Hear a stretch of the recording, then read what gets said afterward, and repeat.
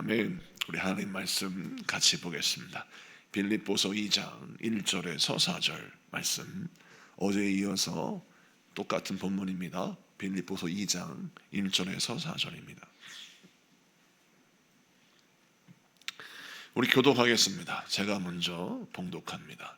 그러므로 그리스도 안에 무슨 권면이나 사랑에 무슨 위로나 성령의 무슨 교제나 긍휼이나 자비가 있거든 마음을 같이하여 같은 사랑을 가지고 뜻을 합하여 한 마음을 품어 아무 일에든지 다툼이나 허영으로 하지 말고 오직 겸손한 마음으로 각각 자기보다 남을 낮게 여기고 각각 자기 일을 돌볼 뿐더러 또한 각각 다른 사람들의 일을 돌보아 나의 기쁨을 충만하게 하라. 아멘.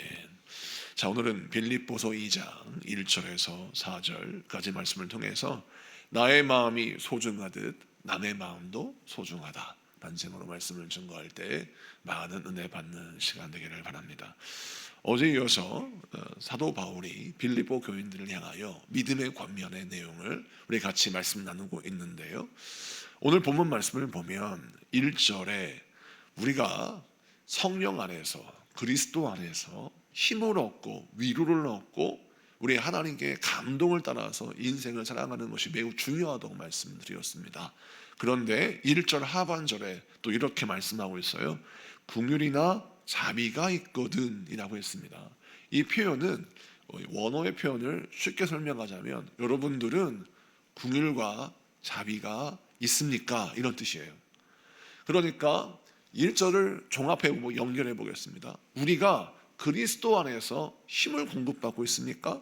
또 그리스도의 사랑 안에서 위로를 받고 있습니까? 또 성령님과 깊은 교제를 하고 있습니까? 그리고 당신은 긍휼과 자비가 있습니까? 이런 뜻이에요. 자, 그런데 앞서 그리스도로부터 힘을 공급받는 이런 부분들은 이해를 하겠는데 사도 바울이 왜 빌립보 교인들에게 여러분들은 긍휼과 자비가 있습니까? 라고 물었을까요? 이는 무엇이냐면 초대교회의 장점이 무엇이냐? 처음 믿은 사람들이니까 주님을 향한 열정이 뜨거웠습니다. 그리고 신앙생활을 잘하는 교회일수록 하나님을 뜨겁게 사랑하는 마음과 말씀을 지켜 순종하는 마음이 굉장히 컸어요. 그러다 보니까 그들의 신앙은 주님 보시기에 참 아름다운 신앙이었습니다. 근데 문제는 뭐냐면 하나님을 향한 사랑이 이웃을 향한 사랑으로 연결되어야 하는데 어떤 문제가 생기느냐, 마음속에 바리새인과 같이 내가 하나님 앞에 이런 신앙생활을 하고 있으니 당신들도 이런 신앙생활을 해야 된다라고 요구하기 시작했습니다. 자, 그런데 이것이 잘못된 것은 아니에요. 왜? 신앙으로 바로 권면하는 것이 맞죠. 그런데 이게 종이 한 장 차이가 무엇이냐면 상대방의 성장과 성숙의 그 속도를 따라서 그 사람을 양육하기 위해서는 어떻게 합니까? 권면하고 기다리고 권면하고 기다리고 이런 과정이 필요해요. 자, 내 자녀가 공부하는 속도가 달라요. 예를 들어서 어떤 학생은, 어떤 자녀는 형과 다르게 구구단을 외우는데 일주일이 걸려요. 근데 형은 구구단을 외우는데 하루밖에 안 걸리는 겁니다. 그러면 공부를 잘하는 형과 공부를 좀 못하는 동생을 어머니가 어떻게 바라봐야 합니까? 너는 왜 이렇게 공부를 못하니? 형은 구구단을 하루 만에 다 외우는데 너는 왜 일주일이나 걸리냐? 라고 나무라면 안 되는 것입니다. 왜냐하면 그 아이의 학습 속도에 맞게 기다려줄 줄 알아야 하는 것이죠. 그것처럼 오늘 본문의 빌립보 교인들에게 왜 긍휼과 자비를 요구하느냐? 신앙생활의 성장과 성숙에 편차가 있어요. 그러면 그 편차를 기다릴 줄 알아야 하는 겁니다. 그래서 그들을 올바로 양육하여 장성한 그리스도의 분량에 이를 수 있는, 그리스도의 군사로 이를 수 있는 그런 시간과 그런 은혜가 부어지는 것이죠. 그러므로 오늘 이 본문에서 사도 바울이 빌립보 교인뿐만 아니라 오늘날 모든 교회에 요구하고 또 우리에게 요구하는 것입니다. 우리는 항상 영혼을 바라볼 때 그 영혼의 성숙과 성장을 기대하며 기도하지만 그 성장과 성숙을 바라보면서 인내하고 기도할 줄 알아야 하는 것이죠. 그리고 여기에서 궁일이라고 하는 말이 스프랑크니조마이라고 헬라어로 쓰여져 있는데, 이 스프랑크니조마이는 어떤 의미냐? 불쌍히 여기다라고 해석할 수 있어요. 직역하면 당신들은 영혼을 불쌍히 여기고 있습니까? 이런 뜻이에요. 그런데 이 불쌍히 여기다는 말을 우리가 오해하지 말아야 될 것이, 정말 중한 병에 걸리고 어떤 큰 인생의 문제가 있어서 동정을 받을 수밖에 없는 사람을 불쌍히 여기다, 이런 의미로만 국한지어서는 안 되는 겁니다. 이 말씀은 어떤 의미냐? 물론 복음서에는 우리 예수님이 스프랑크니즈마이라는 말을 써서 궁일이 여기시는 예수님의 기적과 은혜를 설명합니다. 이 시간 새벽이기 때문에 그 말씀에 인용하는 구절들을 다 인용해서 설명하기는 너무나 시간이 오래 걸려요. 그런데 이 새벽에 이 복음서 말고 이 서신서에서 이 스프랑크니즈마이가 쓰여질 때에 사도 바울을 통하여 우리 성령님이 무엇을 강조하시냐면, 동정심을 가지라는 것은 그 사람을 불쌍히 여기고 그 사람을 동정하는 마음만 가져라, 이런 뜻이 아니라 그 사람의 마음의 아픔을 읽어낼 줄 알아야 한다는 거예요. 여러분, 우리가 속상할 때가 많잖아요. 사람들이, 또 사랑하는 내 가족이, 가장 가까운 사람이 말을 함부로 하고 나를 함부로 대할 때 속상하잖아요. 되게 부모들이 그런 상처를 많이 받을 때가 있는데, 자녀를 무한 사랑하는 부모의 사랑을 자녀가 이용할 때가 있어요. 그래서 무슨 어머니 아버지가 감정바지야. 그래서 자녀는 아무렇게나 부모를 대하면 되는 줄 알아요. 왜? 엄마 아빠가 다 용서해 줄 줄 아니까. 당연히 엄마니까, 당연히 아빠니까.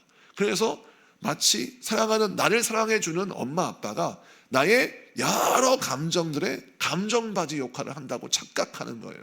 그래서 저는 항상 교육부 학생들한테 가르칠 때 무엇을 가르치냐면, 너희 부모는 네가 아무렇게나 대할 수 있는 그런 대상이 아니고 너의 감정을 다 받아주는 사람이 아니라고 가르칩니다. 왜냐하면 어려서 믿음 생활을 잘하려면, 신앙교육을 잘하려면 어떤 신앙교육을 받아야 하느냐? 나의 마음이 소중하듯이 너의 부모의 마음도 소중하고, 나의 마음이 소중하듯이 너의 이웃과 너의 친구의 마음도 소중하고, 나의 마음이 소중하듯이 주님의 마음, 예수님의 마음도 소중하다라는 거예요. 우리가 신앙생활할 때 어떤 착각을 하냐면, 하나님 나의 마음을 돌보시고 나의 마음을 헤아리셔서 하나님 나를 불쌍히 여기달라고 기도를 합니다. 그러면서 항상 내 마음의 중심을 어떻게 얘기하냐면, 내가 기분 나쁘면 하나님은 항상 나를 위로해 주셔야 되고, 내가 속상하면 하나님께 항상 나의 비율을 맞춰 주셔야 돼요. 그런데 하나님이 내 비율을 안 맞추잖아요. 그러면 그 사람의 마음이 하나님에 대해서 토라져요. 하나님 왜 내 마음을 안 맞추세요? 왜 내 마음이 이런데 하나님 왜 나의 비율을 안 맞추세요? 라고 요구하더라는 거예요. 이게 악한 인간의 본성이에요. 여러분, 여러분의 마음이 소중하듯이 예수님의 마음도 소중해요. 여러분을 위해서 예수님이 십자가에 못 박혀 죽으셨어요. 여러분이 죄의 대가를 받아야 되는데 예수님이 여러분의 맞을 매를 대신 맞으셨어요. 그러면 적어도 예수님은 어떤 기대를 하겠어요? 얘가 고마워하겠지, 내 십자가의 그 은혜를 감사하겠지라고 기대를 하겠죠. 그런데 정작 예수님 때문에 내가 살았는데, 예수님 때문에 내가 십자가 은혜를 얻었는데 예수님에게 내 비율을 맞추라고 강요해요. 예수님 나를 살리셨잖아요. 내 비유 맞추세요. 나 사랑하시잖아요. 사랑하신다면서요. 그러니까 내 비유로 맞추세요. 내 감정에 충실하세요. 이게 잘못된 겁니다. 여러분, 오늘 본문에 당신에게 긍휼과 자비가 있습니까? 라고 하는 것은 뭘 의미하냐면, 주님의 마음을 헤아릴 줄 아는, 예수님의 마음을 공감할 줄 아는 능력이 있어야 영혼도 사랑할 수 있는 겁니다. 그런데 주님의 마음을 헤아릴 줄 모르는 자가 어떻게 타인의 마음을 헤아릴 수 있겠습니까? 그래서 오늘 말씀에 사도 바울이 빌립보 교회를 향하여 묻습니다. 당신은 긍휼과 자비가 있습니까? 여러분, 우리는 어떤 성숙한 그리스도인이 되어야 되냐면, 당연히 불쌍한 사람은 불쌍히 여겨야죠. 거린을 불쌍히 여겨야 합니다. 여러분, 불쌍히 여길 수밖에 없는 영혼들이 우리 옆에 있어요. 그거는 쉬워요. 세상 사람들 다 아는 거예요. 예수 안 믿어도 불교 믿는 사람들도 궁율과 자비 세상에서 다 합니다. 근데 세상이 못하는 게 있어요. 그게 뭐냐면 하나님의 마음을 헤아릴 줄 몰라요. 오늘 성경에 강조하는 궁율과 자비란 그냥 불쌍하니까 어쩔 수 없이 동정할 수밖에 없는 그런 사람을 불쌍히 여겨라, 그런 뜻이 아니라 너는 좀 성숙한 궁율과 자비를 가져라. 그게 무엇입니까? 타인의 마음을 헤아리듯이 주님의 마음을 헤아리는 마음으로 타인의 마음을 헤아려서 공감하라는 거죠. 근데 그 사람이 누굽니까? 너를 사랑하는 자, 그의 마음을 불쌍히 여겨라. 여러분, 그래서 우리가 항상 나를 사랑하는 사람들을 귀히 여겨야 합니다. 나를 인정하는 자를 귀히 여겨야 되죠. 나 항상 내 옆에 가까이 있는 사람을 귀히 여겨야 합니다. 거기서부터 우리가 긍휼과 자비가 시작되는 거예요.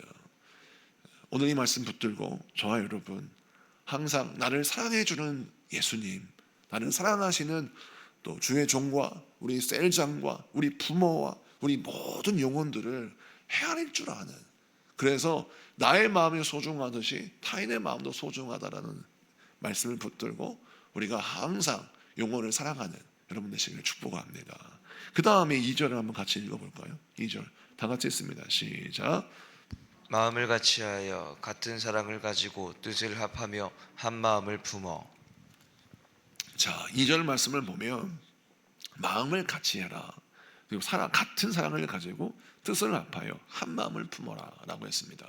여기서 마음을 같이 하여 라고 하는 말, 이 말씀은 사실은 생각을 같이 하라 라는 말씀도 해석할 수 있고 또 실제로 감정을 좀 공유해라 이런 의미도 있습니다. 여기서 주의할 게 있어요.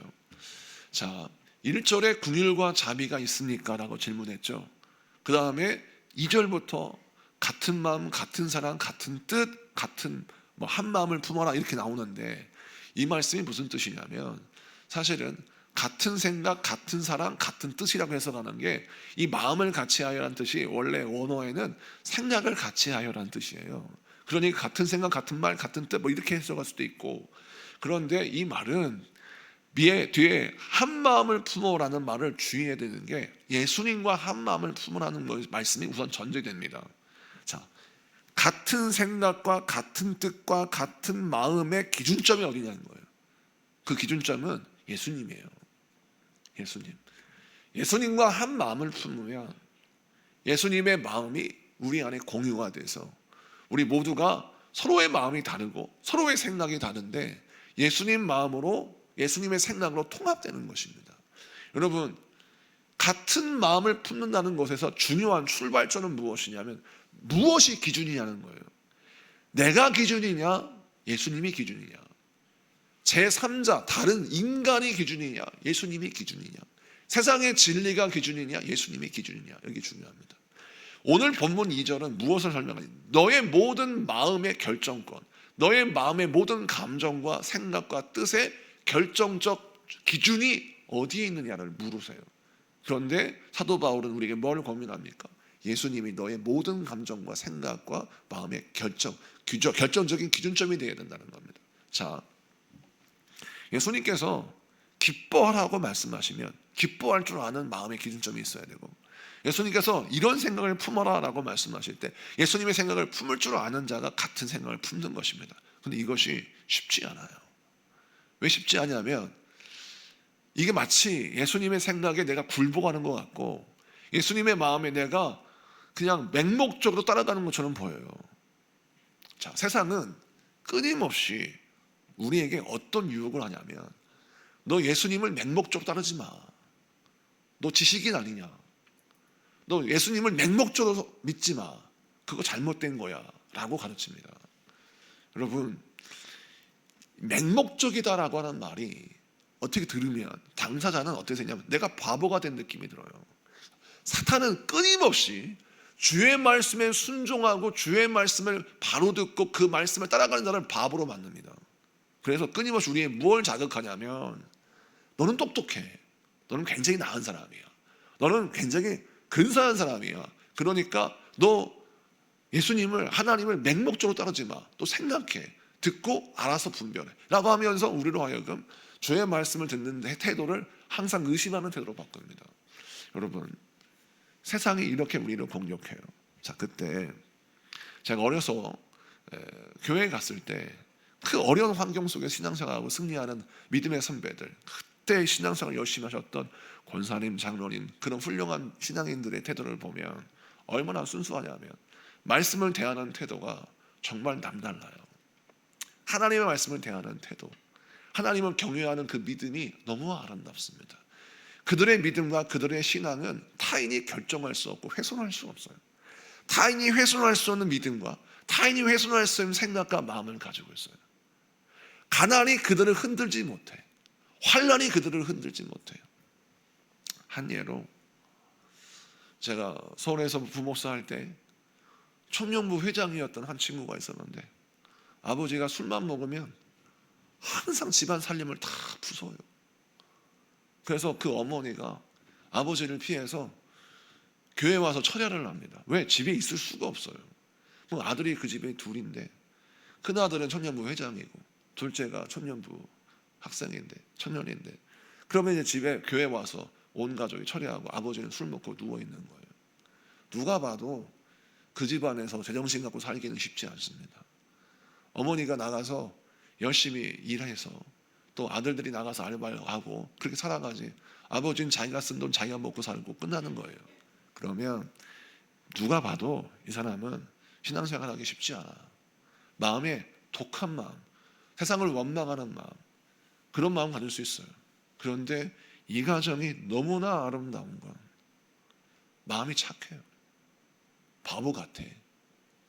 진짜 바보 같아요. 남들이 그럽니다. 왜 그런 고난 받으면서 아버지를 저주하지 않고 왜 그런 집구석에 살면서 왜 이렇게 인생이 불행하지 않냐고 묻는데 참 놀라운 건 그걸 제가 직접 목격했고 알았기 때문에 그렇지 그 청년은요 정말 신앙생활 잘했어요. 저는 깜짝 놀랐어요. 그런 가정 환경인지 몰랐어요. 하나님이요 그 믿음에 합당한 배우자를 만나게 하셨어요. 그 청년 회장이 결혼을 했는데 취업을 했는데 취업을 어디 했냐면 아동복 만드는 회사, 아주 유명한 아가방 계열의 회사에 입사해가지고 어린아이 옷을 만드는 디자이너가 됐고요. 그 부인은 세상의 행복한 가정의 딸을 만나서 세상의 행복한 신앙생활을 했고 또 그 어머니 결국은 남편을 전도해서 남편이 회개하고 주님께 돌아왔어요. 그분이 세례받고 그분이 주님 신앙생활을 잘하는 거 저도 목격했어요. 어떻게 그런 일이 벌어질 수 있느냐? 저는 목회하면서 그런 일을 참 드물게 봤지만 그 가정의 강점은 무엇이냐? 세상의 더러운 물이 세상의 그 불행한 고통이 그들의 신앙을 흔들지 못했어요. 얼마나 긍정적인 믿음으로 승리했는지. 결국은 그 긍정적인 믿음 앞에 그 술주정뱅이 그 아버지가 무릎을 꿇고 회개하고 돌이켰다는 거예요. 그리고 그의 인생을 하나님 축복하셨다는 거예요. 세상을 바꾸고 사람을 바꾸는 힘은 긍정의 믿음이에요. 여러분 이걸 명심하셔야 합니다. 오늘 말씀에 왜 같은 마음을 가지고 같은 사랑을 가지고 같은 생각을 품어라 예수님이 왜 이렇게 말씀하실까요? 세상에 너무 살기 힘들기 때문에 그래요. 세상에 나가보세요. 마음을 더럽히는 생각이 막 넘치고 넘칩니다. 아무리 친한 친구라도 1시간만 대화해 보세요. 더러운 물이 들어요. 세상의 유흥 문화에 말을 하고 세상에 막 흥청망청 사는 더러운 타락한 문화를 이야기하면요 동창회 한번 1년 한 1시간 갔다 와보세요. 더러운 물이 묻어요. 우리가 이거를 끊어내고 벗어날 줄 알아야 돼요. 그래서 어떻게 해야 돼요? 긍정의 믿음, 하나님 앞에 바른 믿음으로 나를 무장시키지 않으면 우리는 오염됩니다. 핍박과 박해를 받아요. 믿음이 꺾입니다. 마음에 하나님의 생기 악이 받쳐요. 그래서 악 받쳐가지고 인생 살아가면 그게 믿음이에요. 주님께서 말씀하세요. 고난 받는다고 악 받치지 마. 네가 영혼을 사랑하고 세상을 사랑한다고 세상에 나아가서 복음 전한다고 해서 세상 물 들지 마라고 말씀하시는 거예요.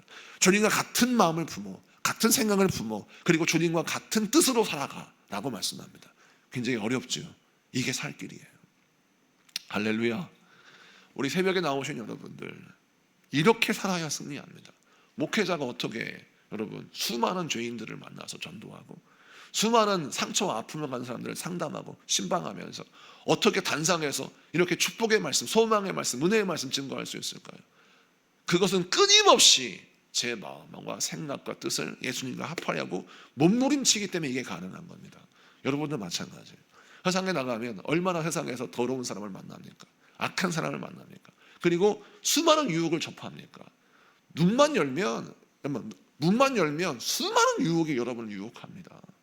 거기에서 우리가 살아남을 수 있는 비결, 예수님과 같은 생각, 같은 말, 같은 뜻을 품어야 합니다. 그래야 삽니다. 여러분, 매일같이 주님과 같은 마음을 품어야 살아갈 수 있고, 매일같이 주님과 같은 뜻을 품어야 살아갈 수 있는 거예요. 이 말씀 붙들고 저 여러분 승리하기 바랍니다. 말씀을 마칩니다. 오늘 본문에서 사도 바울은 초대교회에게 강조합니다. 여러분, 예수님의 마음 품어야 돼요. 예수님과 생각을 같이 해야 합니다. 그래야 고난을 이길 수 있습니다. 절대 인간의 마음을 품지 마십시오. 나의 생각을 지키세요. 그래야 승리합니다. 그걸 강조하죠. 여러분, 주님의 생각을 품고 온전히 주님만 바라보는 영적인 집중력을 가져서 여러분의 가정을 살리고 인생을 살리고 여러분의 삶을 복되게 하는 여러분 되시기를 축복합니다. 우리 공동 기도를 하겠습니다. 다 같이 선포합니다. 시작. 걸어가신 하나님, 부족한 저희에게 언제나 긍휼의 은혜를 부어주시니 감사합니다. 저희 연약함과 부족함을 주님 앞에 숨김없이 고백하오니 주의 사랑과 성령의 능력으로 저희를 붙드시고 충만하게 채워 주옵소서. 우리의 기준과 생각을 내려놓고 예수님의 마음을 삶의 기준으로 삼아 살아가게 하옵소서. 주님과 같은 마음, 같은 생각, 같은 뜻으로 하나 되게 하시고 하나님의 생각으로 영혼을 바라보며 주님의 마음으로 교회를 세워가게 하옵소서. 예수님의 이름으로 기도합니다. 아멘.